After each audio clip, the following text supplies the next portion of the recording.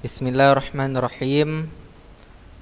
Assalamualaikum warahmatullahi wabarakatuh. Innal hamdalillah nahmaduhu wa nasta'inuhu wa nastaghfiruh wa na'udzu billahi min syururi anfusina wa min sayyiati a'malina. May yahdihillahu fala mudhillalah wa may yudlilhu fala hadiyalah. Asyhadu an la ilaha illallah wahdahu la syarikalah wa asyhadu anna Muhammadan abduhu wa rasuluh alladzi la nabiyya wa la rasula ba'da amma ba'du.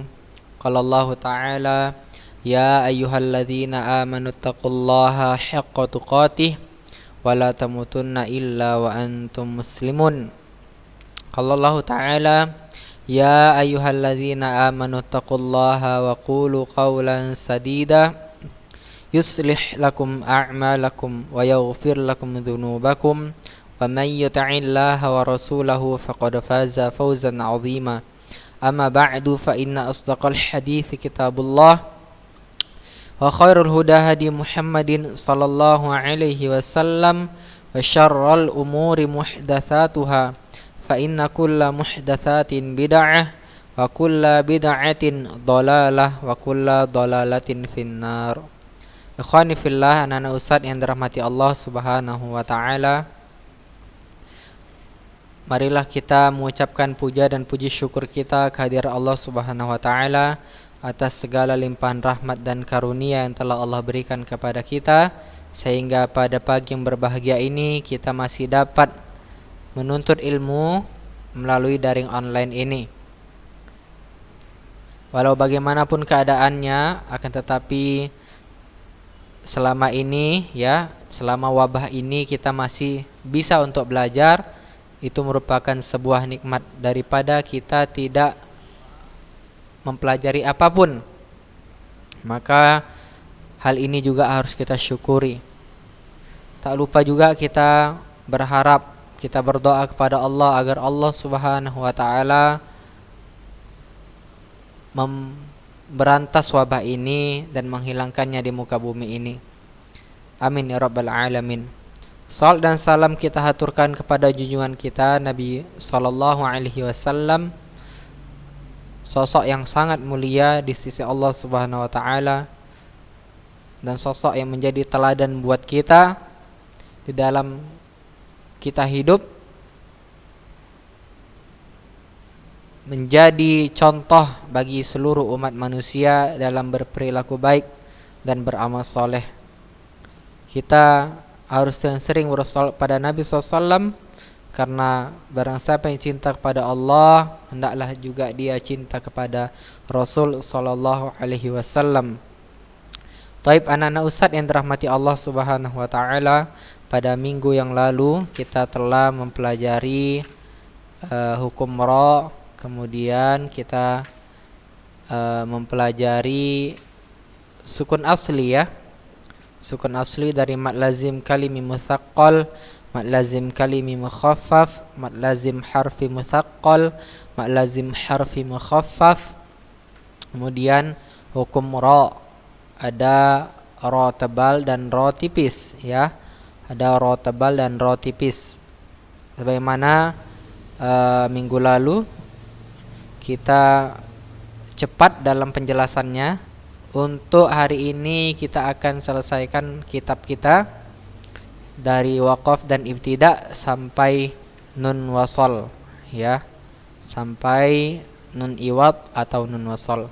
Taib anak-anak ustadz yang dirahmati Allah Subhanahu wa taala, ustadz berharap antum semua fokus dalam mendengarkan pemaparan materi dari ustadz karena target kita untuk menyelesaikan kitab ini, lalu selanjutnya kita hanya tatbik Al-Quran sebagaimana yang dicanangkan oleh sekolah dan penjamin mutu bahasa Arab Ustadz Ahmad Pinta, agar antum di kelas 8 ini tidak terbata-bata lagi membaca Al-Quran. Jadi itu tugas Ustadz ke depan, bagaimana bacaan antum bisa bagus, bacaan antum bisa diandalkan dalam artian tidak kurang tidak kurang terlalu banyak, tidak kurang terlalu parah. Jadi bacaan antum insyaallah harus fasih jika keluar dari sekolah ini. Taib anak-anak Ustaz yang dirahmati Allah Subhanahu wa taala, kita mulai teori kita yang pertama di dalam kitab Asy-Syafi'i. Antum buka halaman 80 ya. Pada hari ini kita mulai dari materi waqaf dan ibtida. Dalam bahasa Arabnya al-waqfu wal ibtida, ya kan? Berhenti dan memulai. Waqaf artinya itu menghentikan bacaan sejenak untuk mengambil napas, lalu melanjutkannya kembali. Ya. Di dalam buku kita hanya mempelajari waqaf ikhtiari. Ya, akan tetapi di kitab-kitab lain waqaf itu banyak. Intidhari, ikhtibari ya, dan lain-lain. Maka kita hanya mempersempitnya. Sebagaimana kitab yang kita pelajari hanya waqaf ikhtiari. Waqaf ikhtiari terbagi atas 4 bagian. Yang pertama ada waqaf tam. Tam itu al-tam, at-tam itu sempurna artinya. Waqaf ini ya bisa antum baca waqaf pada kata yang tidak memiliki hubungan dengan kata setelahnya dari sisi lafaz dan makna. Ya, jadi dia tidak ada hubungan dari sisi kata, sisi makna dan lafaznya ya. Biasanya ini terletak di akhir ayat. Sudah berganti lagi pembahasannya. Oke, taib. Contohnya surah Al-Baqarah ayat 5 dan 6. A'udzu billahi minasyaitonir rajim. Wa ulaika humul muflihun. Dan ayat ke-6, innal ladzina kafaru sawa'un 'alaihim a anzartahum am lam tunzirhum la yu'minun. Taib anak Ustaz, apa di sini waqaf tamnya di mana? Ini muflihun. Ya, al-muflihun. Maka ini boleh waqaf. Yang kedua, ats-tsani itu waqaf kafi, yaitu waqaf cukup sempurna. Ya. Waqaf ini antum bisa lihat dalam kitab antum adalah waqaf pada kata yang memiliki hubungan dengan kata setelahnya dari sisi makna, bukan dari sisi lafaz. Contohnya seperti pada surah Al-Baqarah ayat 6 dan 7. Nah, ya, innalladzina kafaru sawa'un 'alaihim anzartahum am lam tunzirhum la yu'minun. La yu'minun. Mereka tidak beriman. Antum bisa buka Al-Qur'an antum yang memiliki arti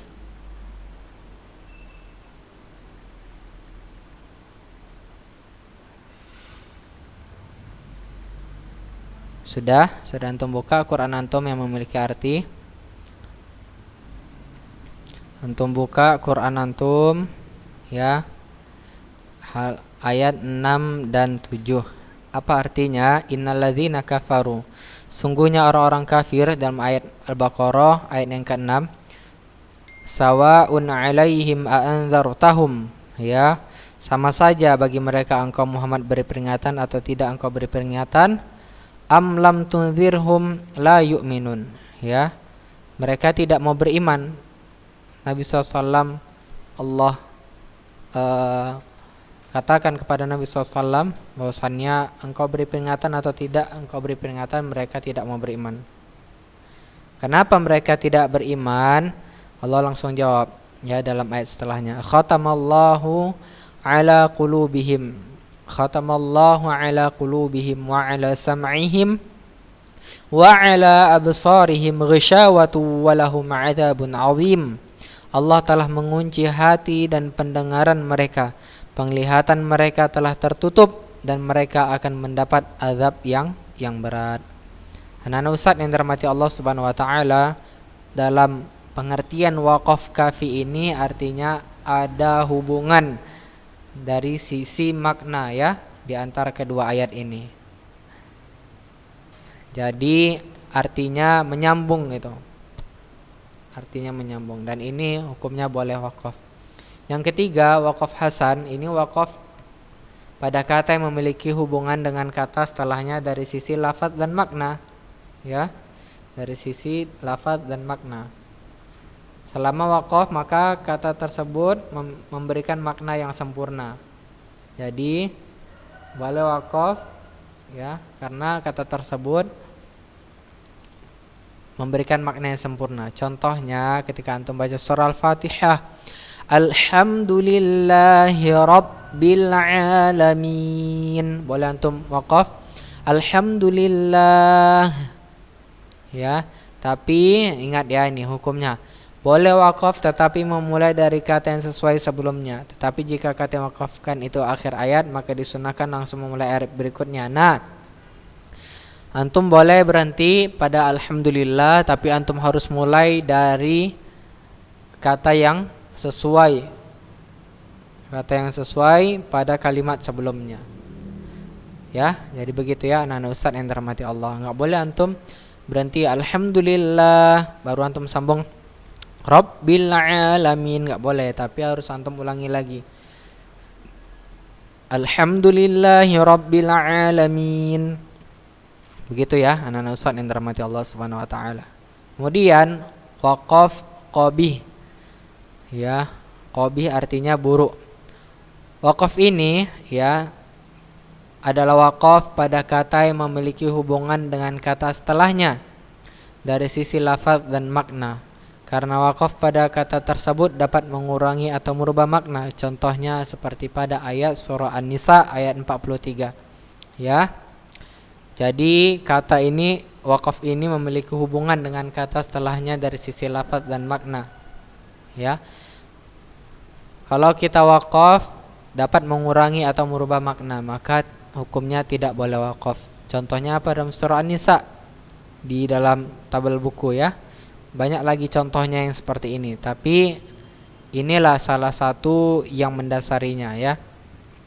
Ya ayyuhalladzina amanu la taqrabus shalah. Ya, kenapa enggak boleh waqaf? Apa artinya? Ya, wahai orang-orang yang beriman, ya, la taqrabus shalah, janganlah engkau salat. Kalau kita berhenti di situ, maka kita seakan-akan Allah menyuruh orang beriman itu jangan sholat, ya kan? Bisa antum buka surah An-Nisa ayat 43. Nah, ini harus didukung juga dengan kemampuan bahasa Arab antum, ya, dengan kemampuan bahasa Arab. Apa Allah bilang? La taqrabus shalah, janganlah kamu mendekati sholat, ya. Padahal kalau disambung semuanya maka itu menjadi satu kalimat yang utuh. Tapi kalau antum la taqrabus shalah, seakan-akan Allah menyuruh orang-orang beriman itu jangan sholat, ya. Sedangkan kalau disambung ya ayyuhalladzina amanu la taqrabus salata wa antum sukara, wahai orang-orang yang beriman, janganlah kamu mendekati sholat ketika kamu dalam keadaan mabuk. Ini ketika dalam keadaan mabuk, maka jangan kita sholat, jangan mendekati tempat-tempat sholat. Dahulu, ya, mabuk ini di zaman Nabi SAW, ya, belum ada pelarangannya. Jadi saat itu kaum muslimin masih ada yang bermabuk-mabukan, ya. Kemudian setelah ada pelarangan itu, maka kaum muslimin membuang seluruh khamar-khamar di parit-parit kota Madinah, sehingga penuhlah di dalam riwayat sejarah, ya, penuhlah parit-parit kota Madinah itu dengan air-air khamar, air-air khamar yang dibuang oleh warganya.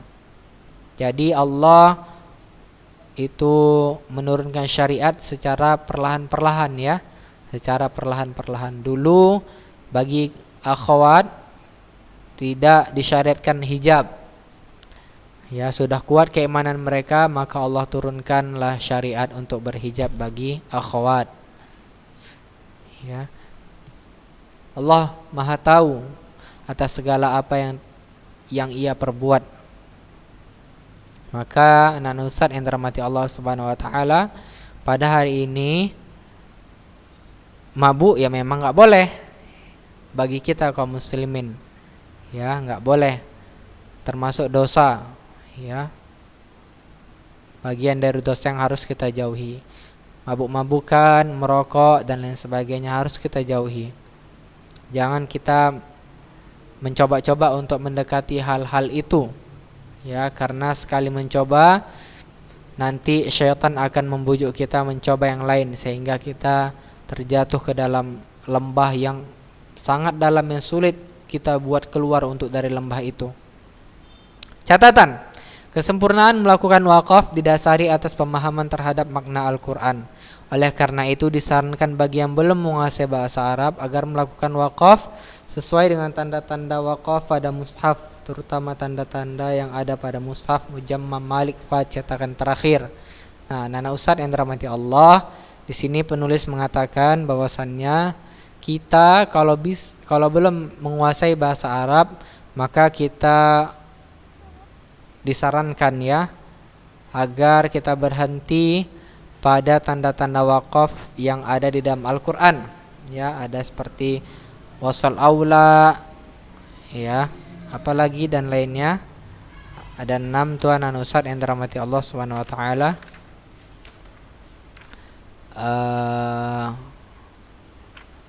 Ada wakaf jaiz, ada wakaf lazim, ada wakaf aula, ada wakaf mamnu, ada wakaf muannaqah dan muraqabah dan lain-lain.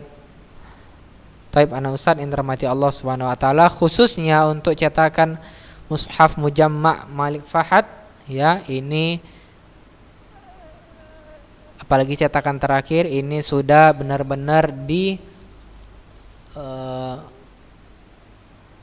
tanda-tanda wakafnya benar-benar disempurnakan, ya, oleh mereka sehingga tidak lagi merubah makna, ya, ketika kita berhenti pada sebuah kalimat di dalam Al-Quran. Kita lanjutkan ibtida. Nah, ibtida ini artinya memulai bacaan dari awal atau setelah wakaf. Yang pertama ada tam, ya, at-tam sempurna, sama kayak tadi, ya. Surah Al-Baqarah ayat 5 dan 6. Wa ulaika humul muflihun. Kalau wakaf, ya kan? Ini berhenti kan? Kita sambung. Innal ladzina kafaru sawa'un 'alaihim a'anzartahum sawa'un 'alaihim a'anzartahum am lam tunzirhum la yu'minun. Ya, ini boleh. Kemudian wakaf ibtida kafi, cukup sempurna. Ini memulai bacaan dari kata yang memiliki hubungan dengan kata sebelumnya dari sisi makna, bukan dari sisi lafaz. Sama pengertiannya dengan wakaf tadi, ya. Dalam surah Al-Baqarah 6, a'anzartahum am lam tunzirhum la yu'minun. Langsung mulai ke ayat sebelumnya, ke ayat setelahnya. Khatamallahu ala qulubihim wa ala sam'ihim wa ala absarihim ghishawatu wa lahum 'adzabun 'adzim. Kita lanjut anak ustaz yang dirahmati Allah Subhanahu wa taala. Nah, ini ya, waqaf hasan. Waqaf hasan, ya, adalah waqaf di mana kita memulai bacaan dari kata yang memiliki hubungan dengan kata sebelumnya dari sisi lafaz dan makna. Cara ini dibenarkan hanya pada awal ayat, ya. Maka kita waqaf, ya, seperti yang terdefinisi di atas, kita harus memulai bacaan dari kata yang memiliki hubungan dengan kata sebelumnya dari sisi lafaz dan makna. Ya, hanya dibenarkan pada awal ayat. Kemudian yang qabih, ya, maka ini memulai bacaan dengan kata yang memiliki hubungan dengan kata sebelumnya dari sisi lafaz dan makna, bukan pada awal ayat, ya, bukan pada awal ayat. Contoh dalam surah Al-Baqarah ayat ke-5. Coba antum buka surah Al-Baqarah ayat ke-5. Ulaika ala hudam mir rabbihim, ya, wa ulaika humul muflihun, wa ulaika humul muflihun, dan mereka itulah orang-orang yang beruntung. Lain lagi artinya, ya kan? Sebelumnya ulaika ala hudam mir rabbihim, mereka yang mendapat petunjuk dari Tuhannya. Ya. Boleh kita mulai dari mir rabbihim wa ulaika humul muflihun. Maka ya, ketika kita ibtida dari mir rabbihim ini tidak boleh ya. Afwan ya, ini tidak boleh. Hukumnya tidak boleh dari mir rabbihim karena seakan-akan mencampurkan ya. Mencampurkan orang-orang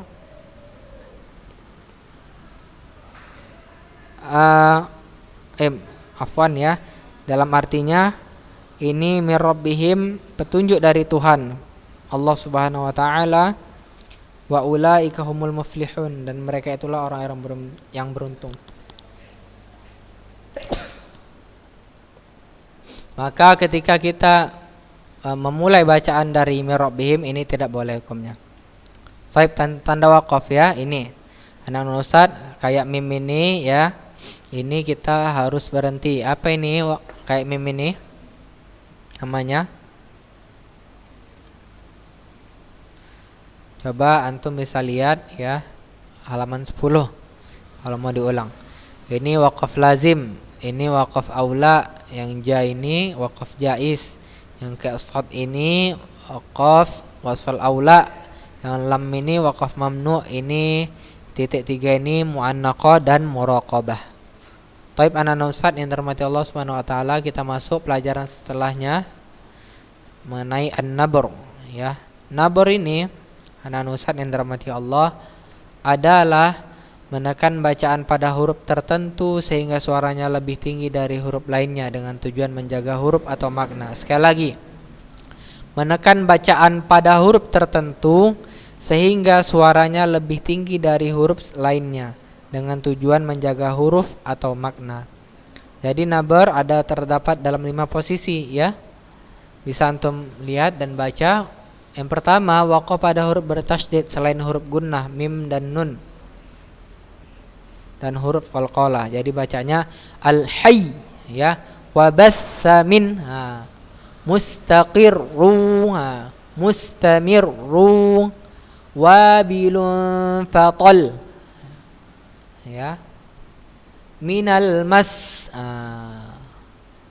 Jadi waqaf pada huruf bertasydid selain huruf gunnah, nun dan mim, dan huruf qalqalah. Jadi ini kalau waqaf ya, maka dia dibaca tebal. Al-hayy wa bath mustaqir mustamir ya, mustaqir mustamir, wabilun fatal minal mas. Taib anak Ustaz yang kedua, waw dan ya bertasydid didahului dhamma atau fathah atau kasrah ya. Al-quwwah qawwamin sayyarah ya. Syarqiyya, ingat iya dan waw. Sabiyya iyyak. Kemudian intiqal, berpindah dari huruf mad ke huruf bertasydid selain nun dan mim ya. Ini waladdallin.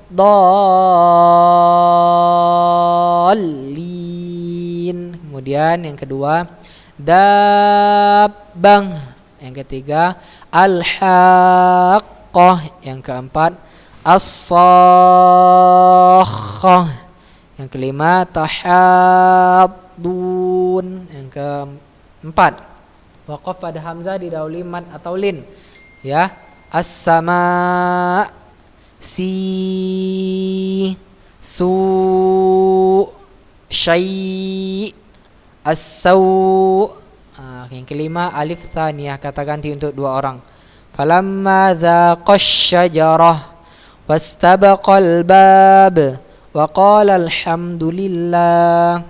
Baik, bertemu dengan hamzah wasal ya. Ingat ada hamzah wasal nih berarti ya.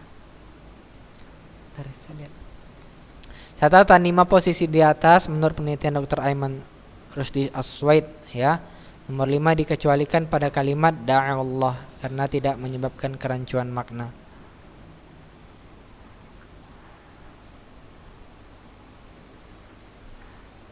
Taib, ini aja yang dapat Ustaz sampaikan anak Ustaz yang dirahmati Allah. Sepertinya waktu kita kurang cukup ya. Nanti akan kita pelajari lagi Berarti minggu depan berkaitan dengan ayat-ayat gharibah dan nun iwad. Mengenai tugas, insyaallah setelah selesai materi nun iwad atau nun wasal, Ustadz akan memberikan tugas buat antum semua. Demikian, billahi taufiq wal hidayah.